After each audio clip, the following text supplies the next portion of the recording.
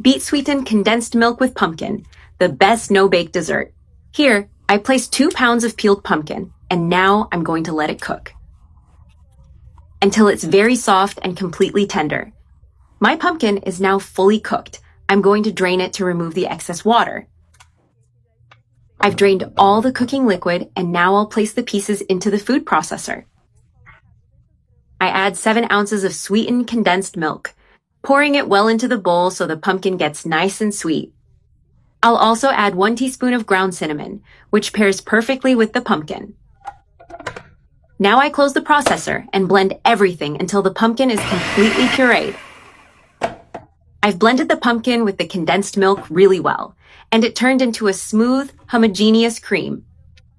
Now I transfer this mixture into a pot, pouring it in completely and carefully. With the heat still off, I add 4 tablespoons of cornstarch and mix very well until the cornstarch is completely integrated into the pumpkin cream. This will be a delicious and creamy dessert. I'm sure you'll love it. All the cornstarch has dissolved, and the mixture is smooth and uniform. Now I add 1 1/4 cups of milk and mix very well to fully incorporate it. This milk will help give our mixture a lighter and creamier texture. At this first stage, the mixture is still liquid. That's why it's essential to stir well since it contains cornstarch. For this reason, this step should be done with the heat off to prevent lumps.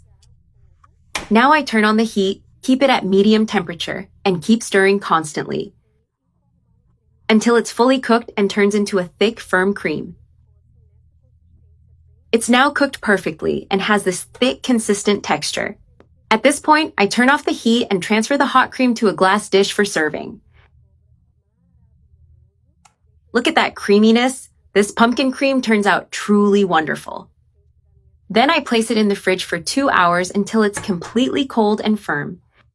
My pumpkin dessert is now perfectly chilled and ready to finish. Now on top, I'm going to add some crushed peanuts, which give a delicious flavor. Besides adding a crunchy touch, they also decorate the dessert and make it even more special. Do you know that kind of different dessert you sometimes crave? To make it a bit sweeter, I'll drizzle a bit of honey on top, which is totally optional. Honey pairs very well with peanuts and brings out the sweetness of the dessert. The amount is up to personal taste.